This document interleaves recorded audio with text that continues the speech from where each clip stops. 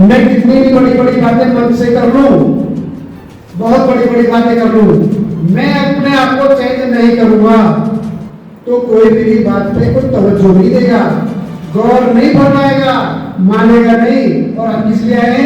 लोगों को अपनी बात मनाने के लिए। आप सबको विदित है तथागत बुद्ध ने अपने समकालीन 84,000 उपदेश दिए। बुद्ध ने 84,000 उपदेश दिए, जिसमें मैं क्लियर कर दूं 1,000 सारिपुत्र और 1,000 मोद कल्याण, टोटल 84,000। 82,000 बुद्ध के और 2,000 बुद्ध के 84,000। ठीक है, 84,000 धम्म उपदेश होने के बावजूद बुद्ध के संग में धम्म से, प्रवचनों से, देशनाओं से इतने लोग प्रभावित नहीं हुए जितने बुद्ध के आचरण से प्रभावित होकर उनके संग में शामिल हुए। तो हम लोग बुद्धिस्ट हैं, ये चीज बताने की नहीं, झलकनी चाहिए हमारे आचरण से। लोगों को लगे जब पास से गुजरे, देखो भाई ये बुद्धिस्ट है, कितने शांत स्वभाव के हैं, ईमानदार हैं, शीलवान हैं, गुणवान हैं, विद्वान हैं। ये हमारे आचरण से झलकना चाहिए। मैं शिव कुमार बौद्ध, कोई फर्क नहीं पड़ता, नाम के आगे लगाओ बौद्ध, चाहे पीछे लगाओ 4 बार लगाओ। अगर ये आचरण से झलकता है, कोई 100 किलोमीटर दूर बैठ के बात करता है कि भाई शिव कुमार बौद्धाचार्य जी हमें मिले थे, ये मैं अपने ऊपर कह रहा हूं, सबकी बातें हैं, ये ऐसा बन लेना कि मैं अपनी बड़ाई की बात हो रही है। वो व्यक्ति बहुत बढ़िया था, अगर ऐसे 2-4 लोग और हो जाए तो काम बहुत आसान हो जाएगा। तो भाई और तो हो जाएगा, लेकिन तुम कब हो गए?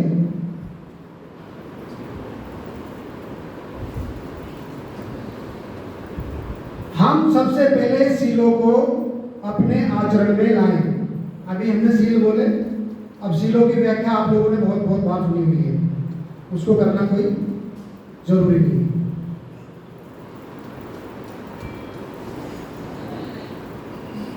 बुद्धिस्ट हो,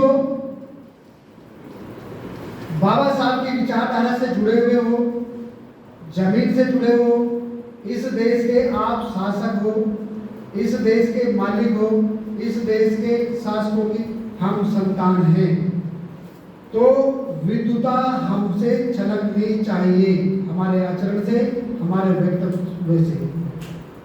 सिंधु घाटी सभ्यता हमारे पूर्वजों की है। सोने की चिड़िया अगर है तो हमारे पूर्वजों की वजह से।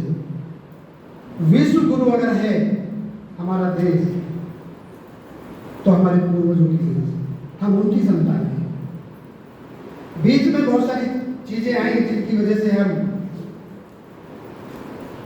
अपने आप को कमजोर महसूस करने लगे, निर्बल महसूस करने लगे, लेकिन ऐसा नहीं है।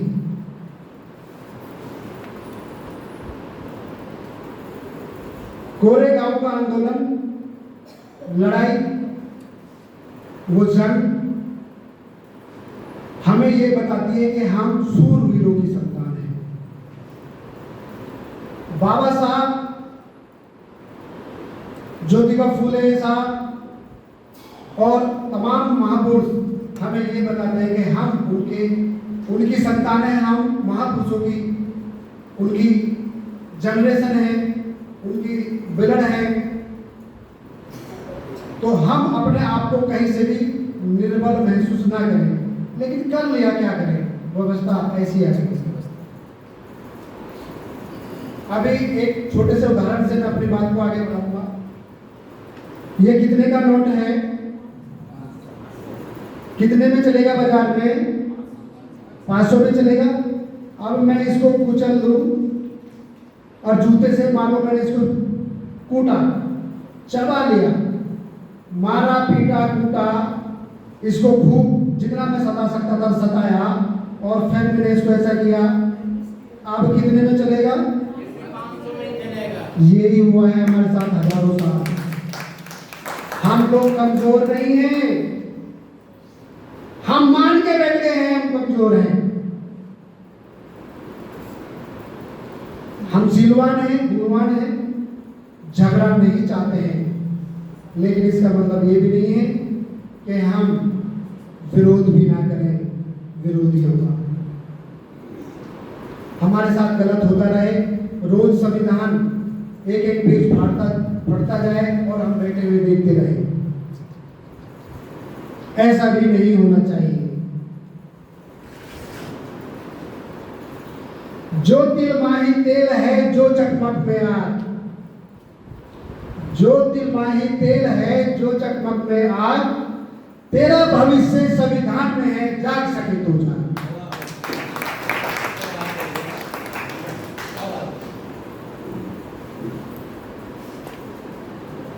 पूरा विश्व जानता है बुद्ध जहां जहां गए वहां युद्ध समाप्त हो गया। बाबा साहब बुद्ध की शरणनाथ गए होते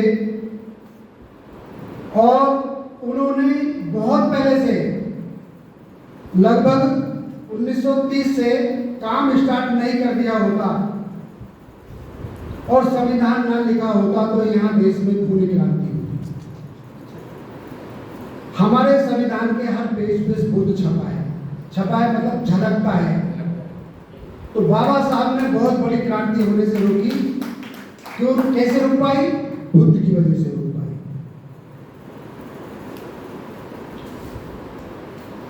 बाबा साहब तो ही, लेकिन उन्हें हम सब लोग बोधिसत्व कहते हैं, ना? बोधिसत्व के बाद बुद्ध बनना बहुत आसान है, ऐसा हमें ग्रंथ बताते हैं, त्रिपिटक बताता है। लेकिन बोधिसत्व तक आते आते बहुत मेहनत, परिश्रम, पुरुषार्थ लगता है। जब बच्चा पहली क्लास में एडमिशन लेता है, एक फौज होती है बहुत सारे बच्चों की, और इंटर में कितने बच्चे रह जाते हैं, पास कितने करते हैं? तो बोधिसत्व क्या है उसको मैं थोड़ा सा बताता हुआ चलूंगा। बोधिसत्व एक बुद्ध बनने से पहले एक स्टेज होती है जो बाबा साहब थे, वो आपको स्पष्ट नजर आएंगे। इसमें 10 पारमिताओं को जो पूर्ण करता है, 10 पारमिताओं को जो पूर्ण करता है वो बोधिसत्व कहलाता है।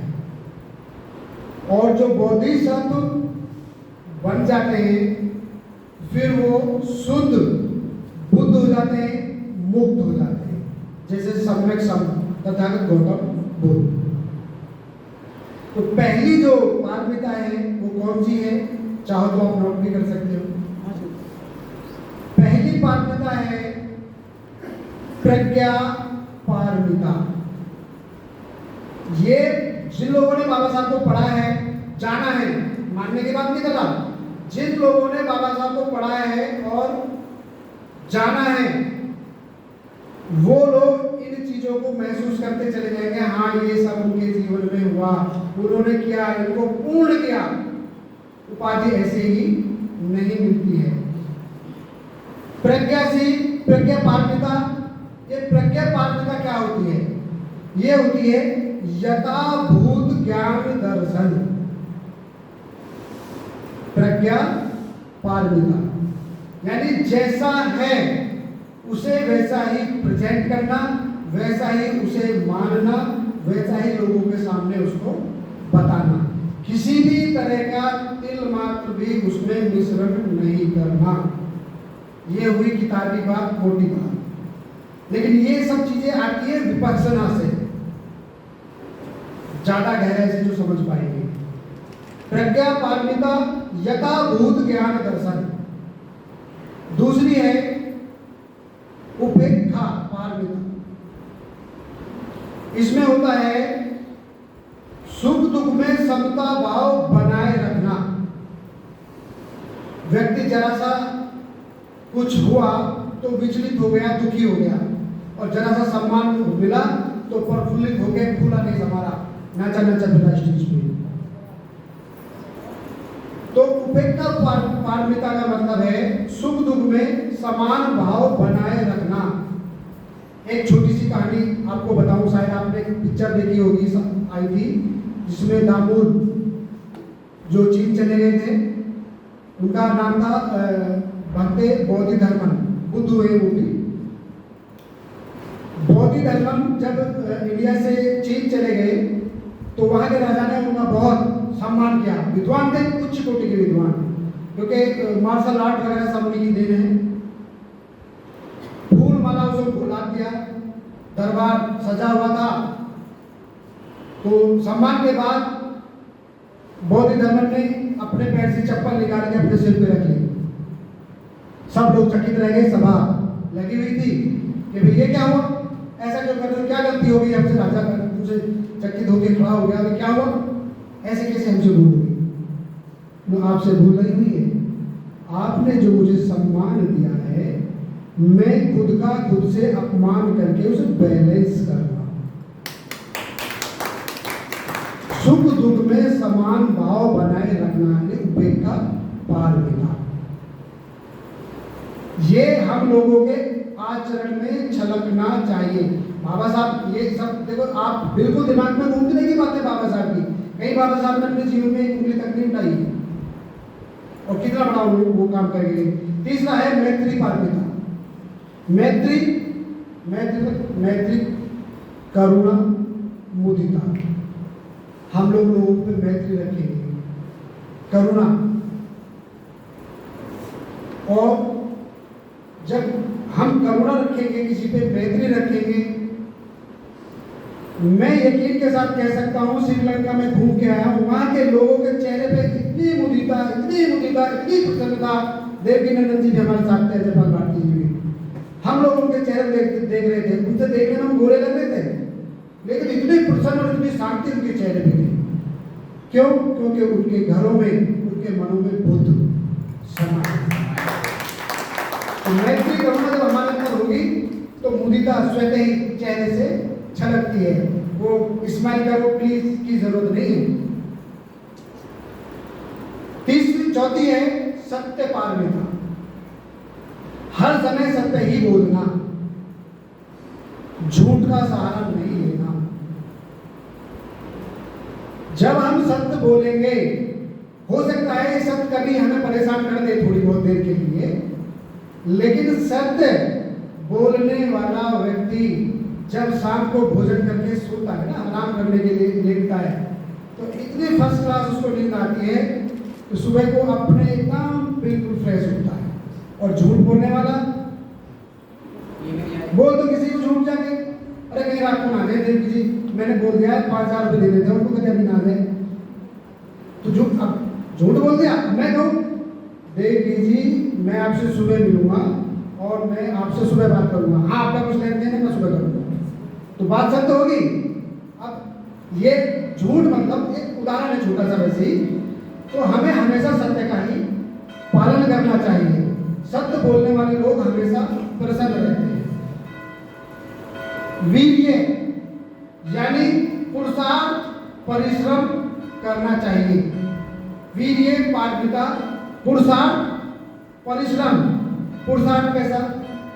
हमें निर्बल लोगों की मदद करनी चाहिए, हमें ऐसे संसाधन जुटाने चाहिए जिससे आने वाली जनरेशन को लाभ मिले। स्कूल, कॉलेज, यूनिवर्सिटी, अस्पताल ये हमें खोलने चाहिए। ये पुरुषार्थ का काम है और इसके लिए हमें परिश्रम करना होता है। खुद से करो चाहे समाज से करवाओ, लेकिन आपको अग्रणी भूमिका निभानी पड़ेगी। तो हमें पुरुषार्थ और परिश्रम करते रहना चाहिए।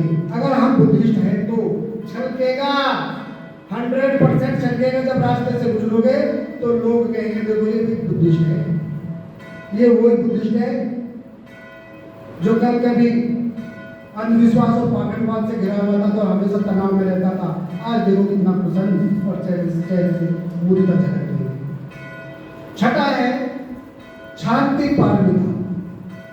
शांति पारमिता यानी शांति और सहनता। शांति पारमिता, इससे मन को शांति मिलती है और एक भाव जगता है लोगों को, मैं कैसे खुश कर सकूं, कैसे प्रसन्न रख सकूं, मैं अपनी तरफ से उसे कैसे शांत रख सकूं। ऐसा भाव हमारे अंदर से स्वतः ही जागना चाहिए। कोई भी वस्तु मैं अगर आपसे मांगू जो आपके पास है तो क्या आप मना करोगे? नहीं करोगे ना। मुझे, आपको किसी को लग रहा है कि मुझे उस चीज की जरूरत है और मैं, आपको लग रहा है मुझे जरूरत है और मैं मांगूंगा तो आप दे दोगे, मना नहीं करोगे। एक बात। दूसरी बात ये, आपको लग रहा है मुझे उस चीज की जरूरत है और आपने वो मुझे बिना मांगे दे दी, तो डिफरेंस कुछ है इसमें? नहीं है। एक चीज मैंने मांगी आपसे और आपने मुझे दे दी। मैंने मांगी ना आपसे और आपने मुझे मना नहीं किया। और लेकिन एक अपने अंदर आपका भाव जागा कि भाई इसे ये चीज देनी चाहिए, जरूरत है, इसको जुकाम हो रहा है, दवाई देने की जरूरत है, ये मांग नहीं रहा है, लेकिन कोई बात नहीं, लेकिन मेरे पास है, मुझे ये देनी चाहिए। ये मेरा भाव जागा। मेरे अंदर अगर भाव नहीं जागा और कोई जगा रहा है तो कहीं ना कहीं गड़बड़ है। हमारे सीलों में, हमारे आचरणों में कहीं गड़बड़ है। ये भाव हमें जगाना पड़ेगा। जब तक हम अपने अंदर शांति, शालीनता और कुशल व्यवहार, कुशल आचरण को अपने अंदर डेवलप नहीं करेंगे तो समाज को हम परोस नहीं सकते, दे नहीं सकते, वो हमारी बातें नहीं मानेगा। एक छोटी सी कहानी के माध्यम से, एक गांव में, गांव के बाहर एक भिक्षु संघ आया। अब हमारे भंते जी उसमें एक मीठा खाते थे, बहुत गुड़ था पुराने टाइम में। अब तो चीनी, शक्कर, खांड बहुत सारी चीजें मिलती है। अब भंते जी गुड़ खाते थे, कोई दिक्कत नहीं, ये मैंने आपको पहले बता दिया। लेकिन एक उसी गांव में एक बच्चा बहुत गुड़ खाता था। उसकी मम्मी बड़ी परेशान, क्योंकि गुड़ ज्यादा खाने से, मीठा ज्यादा खाने से थोड़ा खुशी हो जाती है, खुजली भी हो जाती है, कई बार एलर्जी भी हो जाती है, कई बीमारी गिर लेती है। तो माँ को चिंता, माँ तो माँ होती है कि भाई मेरे बच्चे को कोई बीमारी ना लग जाए, ये जरूरत से ज्यादा मीठा खा रहा है। तो उन्होंने उपाय पूछा किसी से, पड़ोस में एक महिला से। उन्होंने कहा कि भिक्षु संघ आया हुआ, मुझे जाकर पूछो, हमारे पास कुछ जानकारी है नहीं। तो उन्होंने, वो भंते जी के पास गई तो उन्होंने कहा, भंते जी नमन करा उनको, और मेरा एक बच्चा है, ये मीठा बहुत खाता है। अच्छा, उन्हीं से पूछ के जो मीठा बहुत खाता है भंते जी। अच्छा अच्छा अच्छा, कोई बात नहीं, अब एक काम करना उपासिका, कल आ। अच्छा ठीक है भंते जी। तो चली गई, कल आई, फिर वही बात दोहराई गई कि भंते जी मेरा जो बच्चा है मीठा बहुत खाता है, गुड़ बहुत खाता है, इसका कोई उपाय बताओ जो कम खाए या खाए भी तो बीमार ना हो। वो अच्छा कोई बात नहीं बेटा, कल ला। अब वो ऐसे करते करते 7 दिन हो गए। गुस्से में भी हो गई, थोड़ी चिड़चिड़ी हो, बार बार मुझे कर लाना। अब 7वें दिन जब गई वो महिला, भक्ति जी नमन, मेरा बच्चा बहुत मीठा खाता है। वो हाँ मुझे पता है। एक गुड़ खाता है, हाँ मुझे पता है। तो इसको थोड़े बंसी से कुछ होने लगे तो हाँ, चिंता ना करो, ठीक हो जाएगा। तो बंदे जी कोई उपाय बताओ। तो बंदे जी ने कहा, बेटा ज़्यादा मीठा नहीं खाना चाहिए, ज़्यादा मीठा खाने से थोड़ा फुंसी हो जाती है, एलर्जी खुजली हो जाती है, जाओ अब मत खाना। तो ठीक है बंदे जी, और चल दिए। तो महिला चल गई। तो बंदे जी या बात है, तुम पहले कितनी बताते थे, या मैं कौन सी नहीं तुमने दवाई देती। तो अब बंदे जी भी समझ रहे थे कहीं भी थी बात। तो बंदे जी ने कहा, उपासी के जो बीमारी तुम्हारे बच्चे को थी ना, वो मुझे भी थी। मुझे उसे छोड़ने में 7 दिन लग गए। जब मैंने उसको छोड़ दिया बीमारी को, तभी मैं तुमसे कह सकता हूँ कि ये गलत चीज है, इसे छोड़ो। मैं रोज तो सुट्टे मार रहा हूँ, बाहर जाके बीड़ी पी रहा हूँ, सिगरेट पी रहा हूँ, हैं? और गांव में कह रहा भैया सिगरेट बीड़ी मत पियो, फेफड़े खराब कर देगी, टीबी हो जाएगी, कैंसर हो जाएगा। मेरी बात तो मानेगा? मेरे आचरण से छलकेगा तो मानेगा। मैं कितनी भी बड़ी बड़ी बातें मन से कर लूं, बहुत बड़ी बड़ी बातें कर लूं, मैं अपने आप को चेंज नहीं करूंगा तो कोई मेरी बात पे कोई तवज्जो नहीं देगा, गौर नहीं फरमाएगा, मानेगा नहीं। और हम किस लिए आए हैं? लोगों को अपनी बात मनाने के लिए। यहाँ कोई भी व्यक्ति घर से निर्बल नहीं है। मैं जानता हूं सब लोग धनवान हैं और गुणवान भी हैं और विद्वान भी हैं, लेकिन आप लोग यहाँ आए हो तो अपने आप को शुद्ध करने और समाज में शुद्धता पनपाने के लिए, उसे बढ़ाने के लिए, समाज को आगे डेवलप करने के लिए, तरक्की की तरफ ले जाने के लिए। संविधान की अगर हम कल से बात कर रहे हैं तो संविधान वो कड़ी है, संविधान वो दिल है, वो आत्मा है। आत्मा की तो हम बात नहीं करते, वो चीज है कि संविधान के बगैर हम कुछ नहीं है। लेकिन वो तुम्हारी बातें तभी मानेगा जब तुम्हारे आचरण में होगी, नम्रता होगी, कहने का भाव होगा, स्टाइल होगी। आक्रामक रूप से अगर किसी से कोई बात कह दोगे तो उस समय सुन तो लेगा, लेकिन बाद में उसको लोगों में चर्चा का विषय बना देगा। इसलिए हमारे अंदर से भाव छलकना चाहिए कि हम आचरणवान हैं और हम बाबा साहब को मानने वाले लोग हैं। ठीक है, तो आगे चलते हैं। 7वीं पारमिता, शील पारमिता, जिसकी हम बात कर रहे थे वही आगे।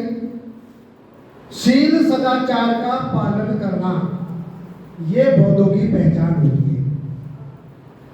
शील सदाचार का अगर हम लोग पालन नहीं करते हैं तो हम बहुत बड़ी गलती में हैं। हम कुछ नहीं बदल सकते। हम अपने आप को नहीं बदले हैं तो हम किसी को नहीं बदल सकते। वैसे तो कोई किसी को बदल सकता नहीं है, किसी में हिम्मत नहीं कि किसी अपने औलाद को भी वो बदल ले। बदलेगा तो स्वयं ही बदलेगा। मार्ग दिया है, धर्म का मार्ग दिया है बुद्ध ने, बाबा साहब ने हमें बिल्कुल रास्ते को क्लियर करके दिया, क्लीन करके दिया। किसी तरह का उसमें पाखंडवाद, अंधविश्वास नहीं छोड़ा है, बिल्कुल क्लीन करके दिया। हम लोग बता सकते हैं महापुरुषों की बातों को, चलना खुद ही पड़ेगा। अगर हम कल को या परसों गाजियाबाद जाएंगे तो यहाँ बैठ के करो गाजियाबाद बहुत बढ़िया, हमारा शहर बहुत बढ़िया, गाजियाबाद में ऐसे बढ़िया बढ़िया बंगले, ऐसे बढ़िया बढ़िया हमारे फ्लैट, पहुंच जाओगे। चलना पड़ेगा तो गाजियाबाद पहुंचोगे। शीलों को आचरण में उतारना पड़ेगा तो हम किसी को धर्म से, बाबा साहब की विचारधारा से, इस देश की कनेक्टिविटी से जोड़ सकते हैं। हमारी संख्या सबसे ज्यादा है, सबसे भारी है, लेकिन हम इसी वजह से बिखरे हुए हैं क्योंकि हमारी विचारधारा एक प्लेटफॉर्म पे मैच नहीं हो पा रही है। पुरानी जो बीमारी है, खुरंड जो लग रहा है हमारी फुंसी के ऊपर, जैसे ही छुटाते हैं तो कर आ जाते हैं, लेकिन छुटाना पड़ेगा। पस जब तक बाहर नहीं आएगी वो फुंसी ठीक नहीं होगी, वो छुटानी पड़ेगी। हमें आना पड़ेगा इस रास्ते पे, तभी हम संविधान को भी बचा पाएंगे, देश को बचा पाएंगे, आने वाले जनरेशन को। 8वीं पारमिता है दान पारमिता, बड़ी गजब की है। ऐसे ऐसे विद्वान दानी इस देश में हुए हैं, यकीन करना भी मुश्किल हो जाएगा। जेठवन विहार की कहानी आप लोगों ने सुनी होगी। अनाथ पिंडक ने पूरे जेठ राजकुमार के वन में बिछा के बुद्ध को दान कर दिया था। कीमत ये कह दिया था कि जितने वृक्ष हैं उनकी जहां तक छाया जाती है, जहां तक तुम असरफियां बिछा दोगे उतना तुम्हारा। तो गाड़ियां भर भर के पूरा जेठ वन, कोई कीमत हो सकती है इतनी, लेकिन दान पारमिता, उन्हें पता था अनाथ पिंडक को कि ये जो मेरे पास है तो कंकर पत्थर है, यहाँ आने वाले लोगों को जो लाभ मिलेगा, धन लाभ मिलेगा, जो धन मिलेगा, जो दौलत मिलेगी, वो हजारों साल तक खत्म नहीं होगी, वो बढ़ेगी बढ़ेगी बढ़ेगी बढ़ेगी। दान पारमिता, बदले में कुछ प्राप्त न करना। दान पारमिता, हमने दान कर दिया, धोना होगा जी सांड, 5 रुपए दिए जी, देवकी नंदन जी ने, रमेश गौतम जी ने 20 रुपए दिए, एक उसके साथ में भीड़ दे दी, ये हो गई। दान का मतलब होता है इस हाथ से दिया तो इस हाथ को पता ना लगे। बदले में कुछ प्राप्त न करना को दान कहते हैं। हमने स्कूल खोल दिया, बहुत बढ़िया काम किया भाई, शिक्षा दे रहे, लेकिन बदले में क्या चाह रहे हैं? बदले में हम चाह रहे हैं हमें फीस मिले, तुम्हारे बच्चे तो मेरे स्कूल में पढ़े और मेरे बच्चे विदेश में पढ़े। तो हमें दान पारमिता को पुष्ट करना पड़ेगा। ये सारी पारमिताएं बाबा साहब ने पूर्ण की हैं। आप एक एक बात पर नजर कर सकते हो, घर जाके भी बाबा साहब ने कितने बड़े बड़े दान दिए हैं, अपने पूरे घर को दान, और पहले ही दान कर दिया, कभी भी मेरी हत्या हो सकती है, ये लोग लिख के ये सोसाइटी के नाम कर दिया है और इसमें ये काम चलता रहना चाहिए, रुकना नहीं चाहिए। 8वीं है 9वीं अधिष्ठान पारमिता। कौन से? अधिष्ठान, दृढ़ निश्चय करना, अपने आप से दृढ़ संकल्प करना, दृढ़ निश्चय करना। मैं अगर हल्द्वानी के इस सुचेतना के प्रांगण में अगर हूं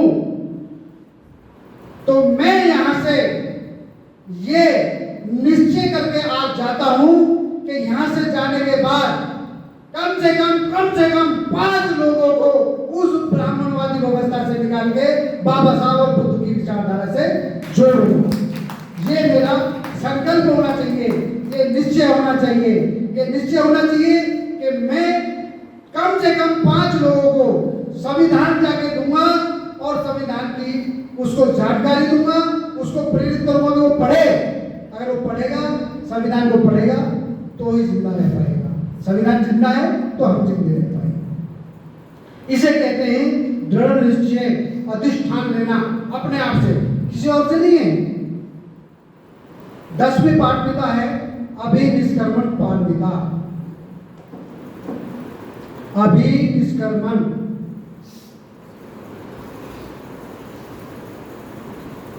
समझ में आया ये सब? जब बुद्ध नहीं थे तो उन्होंने अभिनिष्क्रमण किया। तो क्या किया? गृह त्याग, गृह त्याग करना और जल कल्याण के लिए कार्य करना, अभिनिष्क्रमण। गृह त्याग? हाँ, अभिनिष्क्रमण मतलब गृह त्याग। अब हम लोग गृह त्याग तो कर नहीं सकते हैं, और ऐसा भी जरूरी नहीं कि नहीं कर सकते।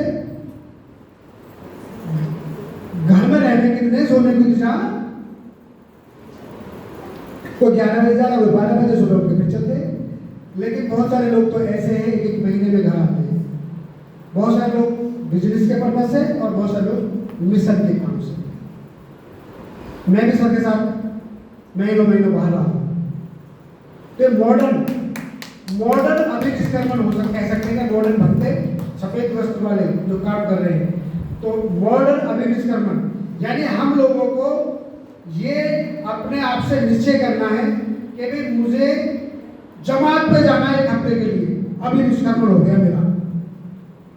ये तो हम कर सकते हैं भाई। जमात एक ऐसा शब्द है कि मुसलमानों में जाते कोई 1 दिन की, कोई 10 दिन की, कोई 1 महीने, कोई 1 साल की, इस्लाम को मानने वाले लोग। लेकिन हम ये कह सकते हैं कि भाई 1 हफ्ते का काम अब हम मिशन का करेंगे, घर का कोई कार्य नहीं करेंगे, केवल हम धर्म का काम करेंगे, लोगों को जगाने का काम करेंगे। 1 दिन करेंगे, 1 दिन कम से कम भाई। आज हम पूरे दिन घर का कोई काम नहीं करेंगे। आज हमने शाम को बता दिया भाई कल हम कोई घर का काम नहीं करेंगे, हम समाज का काम करेंगे।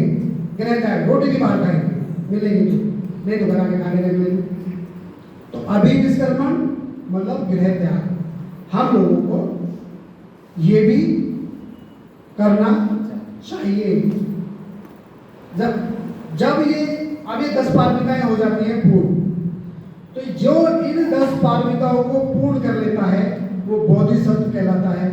और हमारे मसीहा परम पूज्य बोधिसत्व कहलाए।